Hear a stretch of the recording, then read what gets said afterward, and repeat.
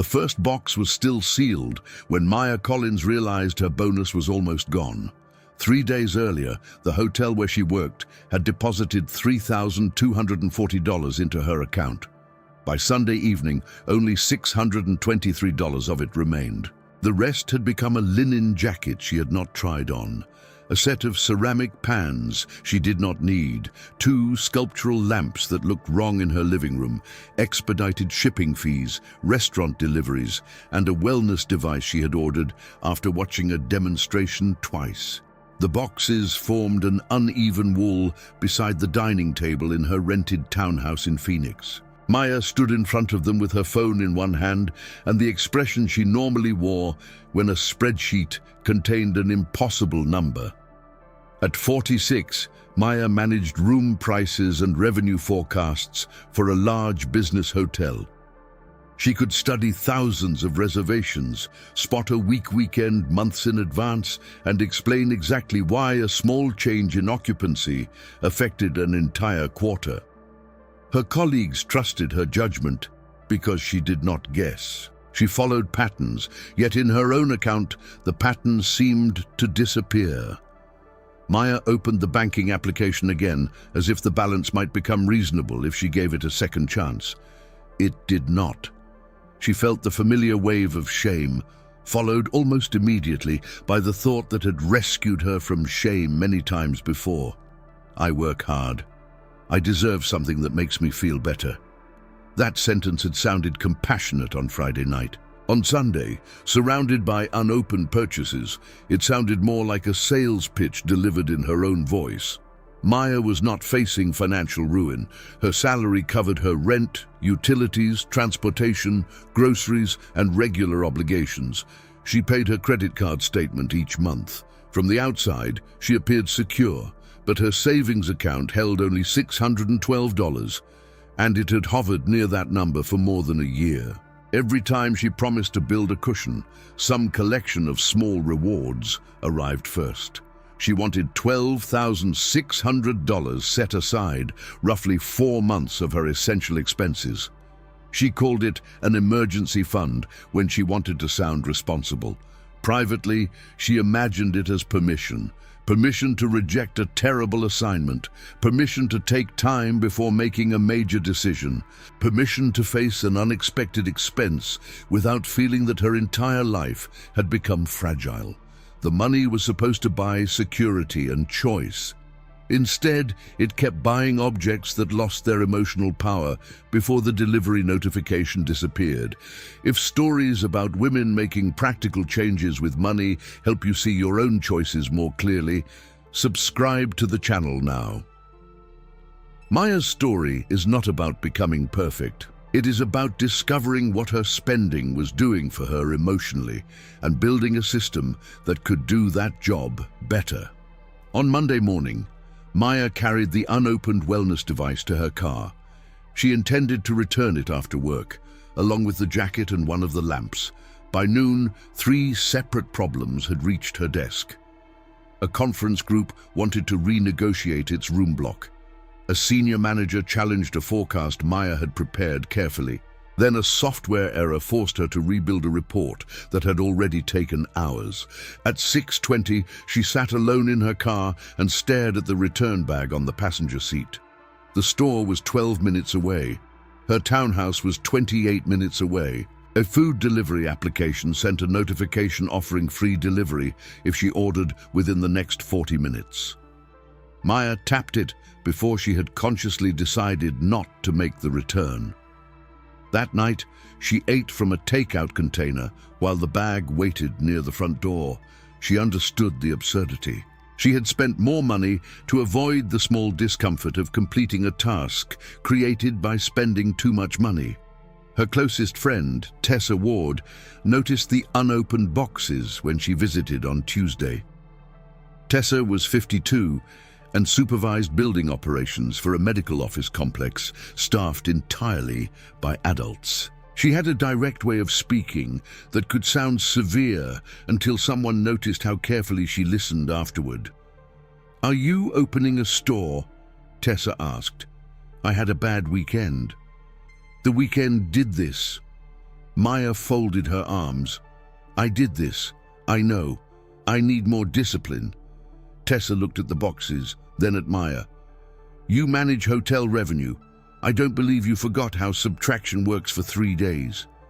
The remark irritated Maya because it was true.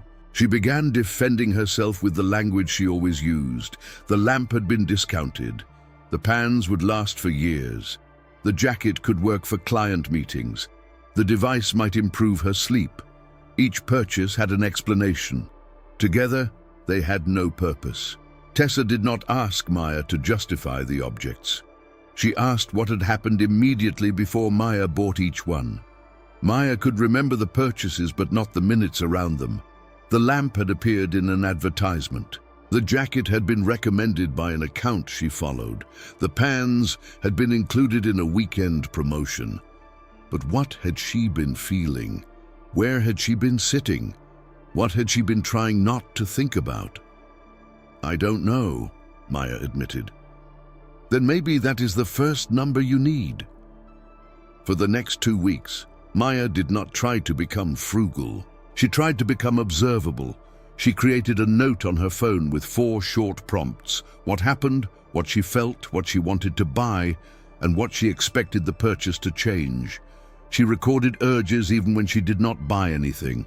There was no rule against purchasing and no reward for resisting. The point was to capture the sequence before shame rewrote it. The first entries seemed unrelated.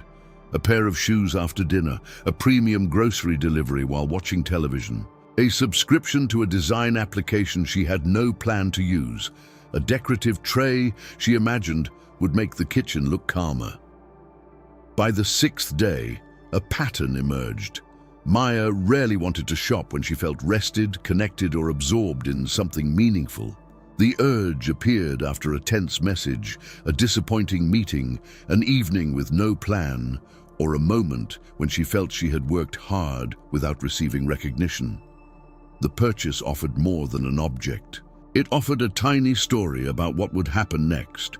The jacket promised a more confident Maya. The tray promised an orderly home. The application promised creative energy.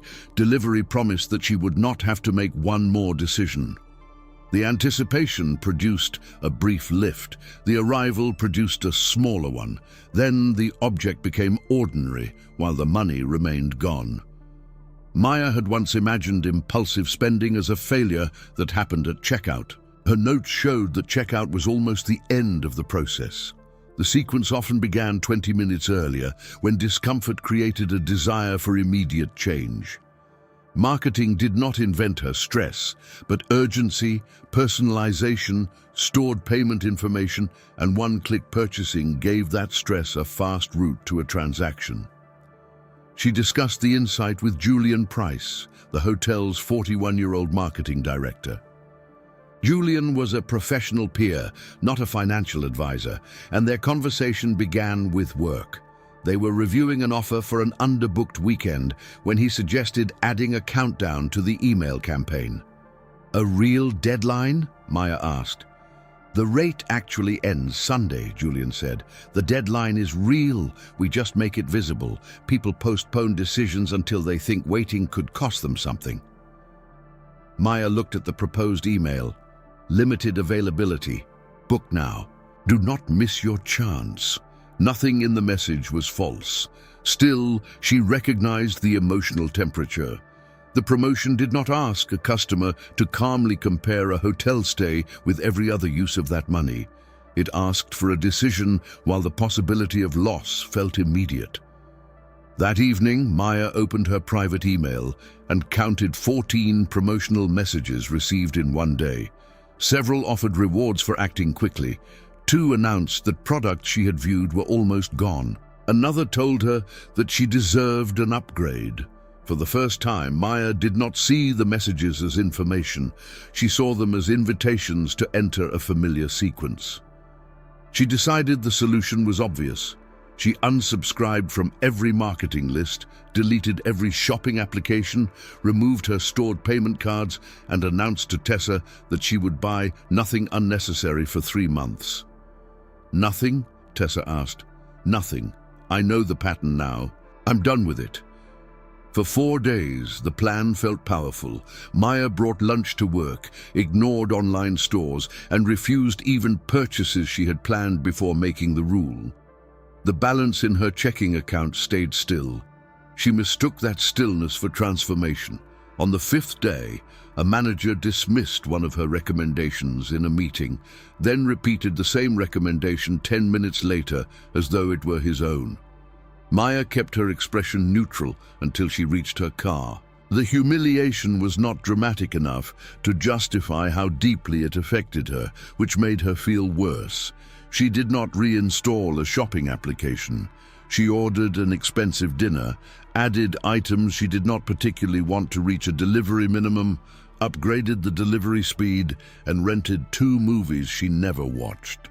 Later, she booked a premium car wash for the following morning and purchased a digital organization course through her computer.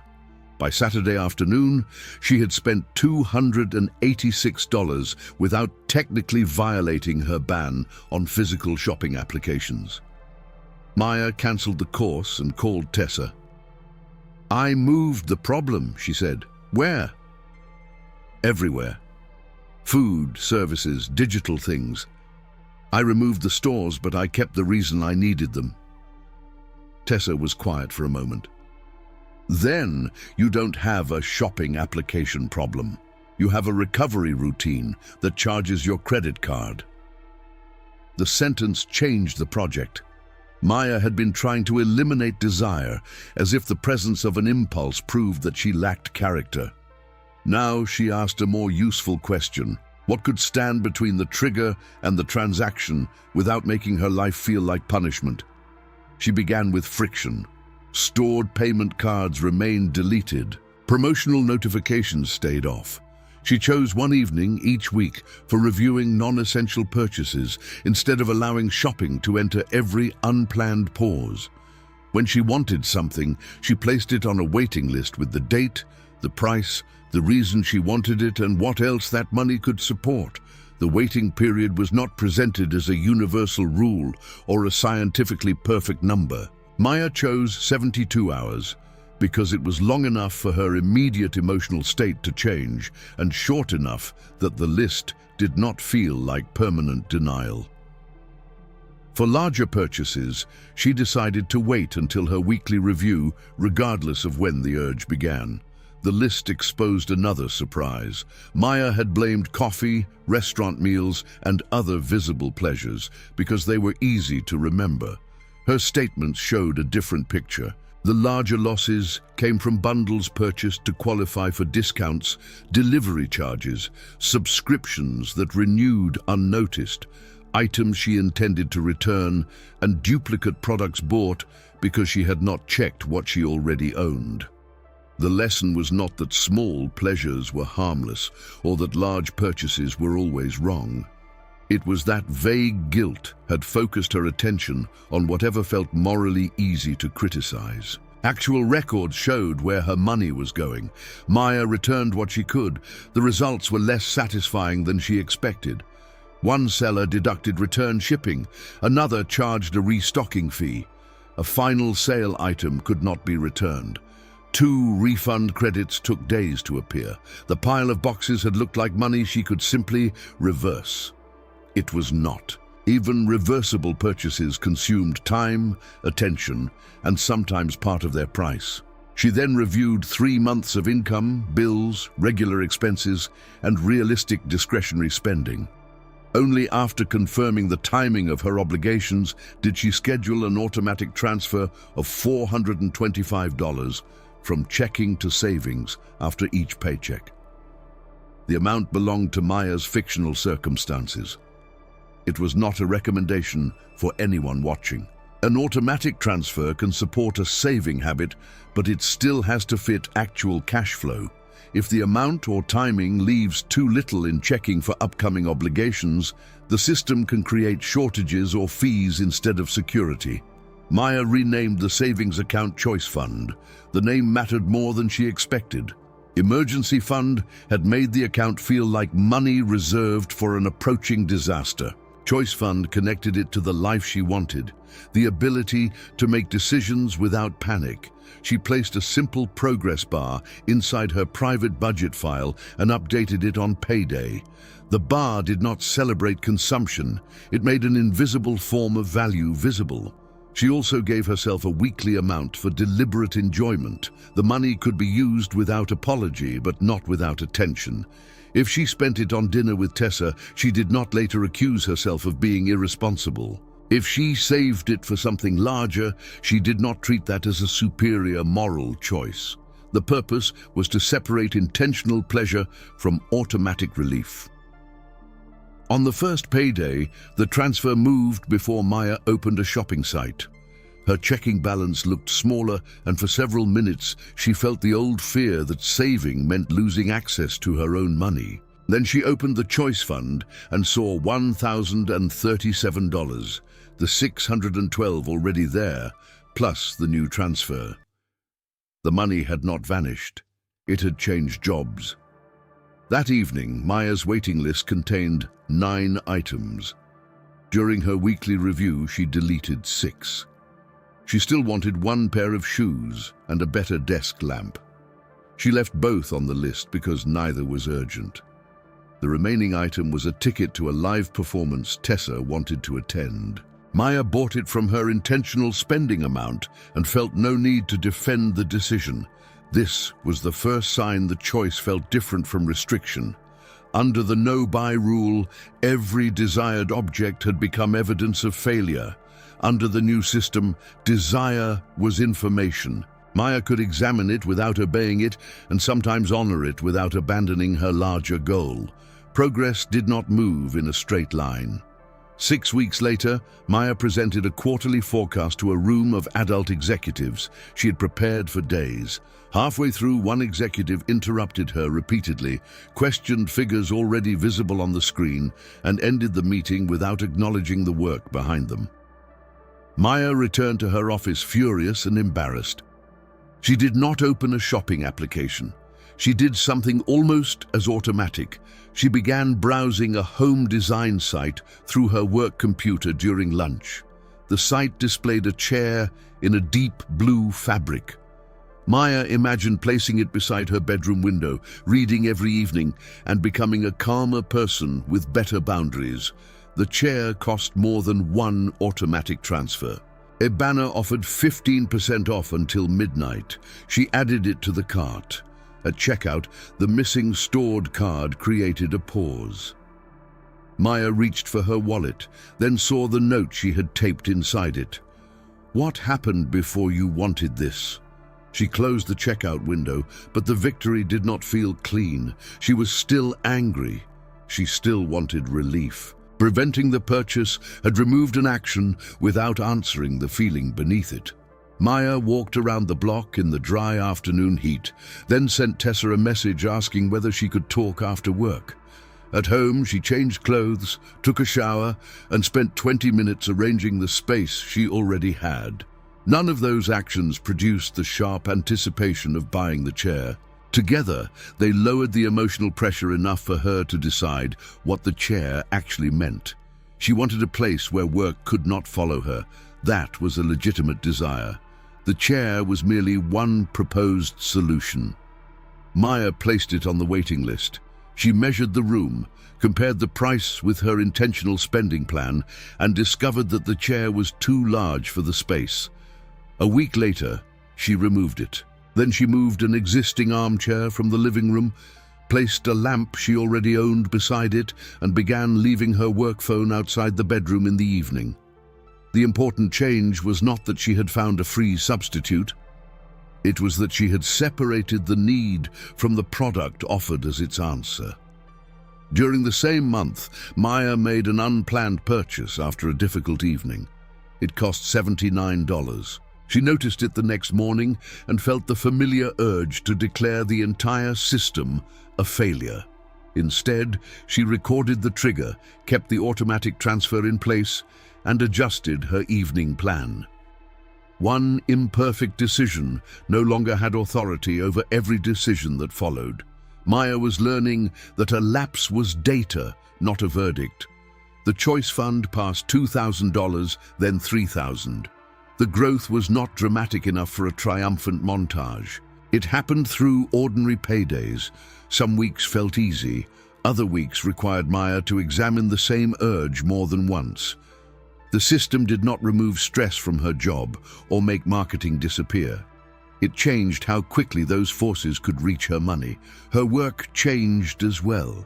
Julian invited her to review a new hotel package built around a short booking window. The offer was legitimate, but the first draft surrounded the real deadline with exaggerated urgency. Months earlier, Maya would have regarded that language as merely effective.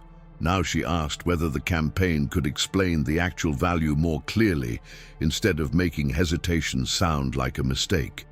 Julian leaned back in his chair. "You think urgency is wrong?" "No, the rate really ends. But if the package is useful, we should be able to say why. A clock is not a reason to travel." They revised the message. It still included the deadline, but it also stated what was included, which adult travelers the package might suit, and what restrictions applied. The campaign performed well enough without pretending that every recipient needed to act.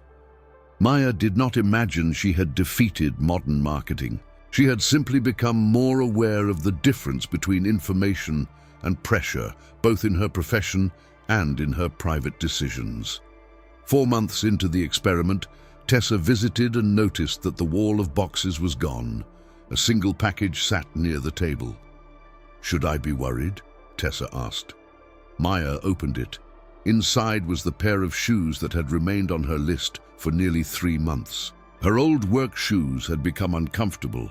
She had compared several options, and the purchase fit inside the amount she had intentionally set aside. "I bought them yesterday," Maya said. "And how do you feel?" Maya considered the question. "Fine. Not transformed, not guilty. They're shoes." Tessa smiled. "That sounds expensive to learn." It was. The exchange made Maya laugh because it named the quiet victory. She had not trained herself to hate buying things. She had reduced the fantasy that a purchase would produce a new identity. The shoes could be useful without being a rescue. The most difficult test arrived on a Thursday evening near the end of the 7th month. The hotel had completed a demanding corporate event. Maya had spent the week correcting room allocations, answering late changes, and defending pricing decisions to adults who wanted certainty from conditions that kept changing. When the final report was sent, she drove home too tired to feel relieved. Her private email contained an offer for a luxury desert wellness weekend. The photographs showed quiet rooms, pale stone, white robes, and a terrace facing an empty horizon. The package cost $1,380. Booking closed at midnight. The message seemed to understand her perfectly. "You have earned this. Restore the part of you that work has taken." Maya clicked through the photographs. She could afford the package without missing rent or failing to pay a bill. That fact made the decision more complicated. This was not a choice between responsibility and disaster. It was a choice between two valid desires: immediate restoration and a larger financial cushion. The old Maya would have treated affordability as the only question. If the card could accept the charge, the answer was yes. The no-buy version of Maya would have treated desire itself as the enemy and forced the answer to be no. Now she opened her note. What happened? A punishing week ended. What did she feel? Empty, unrecognized, and desperate for a boundary between work and the rest of her life. What did she want to buy? A weekend that promised to create that boundary for her. What did she expect it to change? She wanted to return as someone who could protect her time. Maya opened the choice fund. Nearly $7,000 sat there after 15 automatic transfers and the original balance. The wellness package represented more than 3 scheduled transfers. Buying it would not destroy her progress, but it would delay a form of security that had become real to her. Then she asked the question that had once been missing. If the deadline disappeared, would she still choose this experience at this price? The answer was not no. It was not tonight. Maya closed the page. The emotional pressure did not disappear with it. She still needed rest. So she used part of her intentional spending amount to plan a quiet Saturday that did not pretend to solve her life. She turned off work notifications, walked through a desert garden among other adult visitors, met Tessa for an early dinner, and left Sunday morning empty on purpose. The weekend cost money. It also matched what Maya actually needed: time, connection, movement, and a boundary she could repeat without waiting for an advertisement to offer it. On Monday, the luxury package was no longer available. Maya noticed a brief sting of loss. Then she noticed something else. Her choice fund was still intact, and she did not feel deprived. She had not been forbidden to buy the trip. She had chosen a different use for the money. That distinction was the climax of a struggle no one else could see. 7 months after the bonus weekend, Maya received another performance payment. Before it arrived, she decided what each portion would do. Some moved to the choice fund. Some remained available for an experience she wanted to plan deliberately. A smaller part paid for dinner with Tessa. The division was personal to Maya's fictional income and goals, not a formula for anyone else. This time, the bonus did not become a test of character. It arrived inside a plan. Maya also changed the way she reviewed each month. She stopped opening her statements only when guilt became unbearable. On the first quiet evening after every month ended, she looked for 3 things: what she had chosen deliberately, what had happened automatically, and what had followed an emotional trigger. Some months revealed a subscription to cancel. Others showed that she had spent more on convenience because work had consumed her evenings. Rather than punish herself, she changed one part of the following month's environment. She stocked meals before a demanding week, moved a planned purchase to the correct payday, or protected an evening from work. Her records became a steering wheel rather than a courtroom. Maya's savings had not reached $12,600. She was a little more than halfway there, and unexpected expenses could still slow her progress. No method could guarantee that every month would cooperate. Yet the balance already changed the way she moved through her life. She could imagine options without immediately calculating how close she was to zero. The psychology behind Maya's overspending was not that she was unintelligent, defective, or biologically destined to waste money. Her purchases had become part of a learned sequence: discomfort, cue, anticipation, action, and short-lived relief. Convenience made the sequence faster. Shame made it harder to study. Rigid deprivation made every desire feel like rebellion. She changed the pattern by widening the space between urge and action. She tracked triggers, reduced unnecessary cues, removed stored payment information, reviewed purchases at a chosen time, automated a manageable amount of saving, and made the meaning of that saving visible. Most importantly, she developed other ways to respond to the needs that shopping had been hired to meet. The goal was never to feel excitement every time money moved into savings. A transfer could not reproduce the bright anticipation of a package arriving tomorrow. The deeper reward developed more slowly. It appeared when Maya opened her account and saw that one difficult week could no longer erase every option. It appeared when she could buy something useful without asking it to change who she was. It appeared when no and yes both became decisions rather than reflexes. Saving stopped meaning a life with less pleasure. It began to mean a life with more authorship. Maya still lived in the same townhouse and worked at the same hotel. Advertisements still found her. Stress still created impulses. The difference was that an impulse had become the beginning of a question, not the end of a choice. That is how she stopped fighting herself and started designing for the person she wanted to become. not through endless willpower, not through shame, through attention, friction, automation, recovery, and a clearer definition of freedom. Thank you for watching this video all the way to the end. There is another story appearing on the screen now that can help you continue building a calmer and more intentional relationship with money. Watch that video next and subscribe to the channel so you do not miss the stories still to come.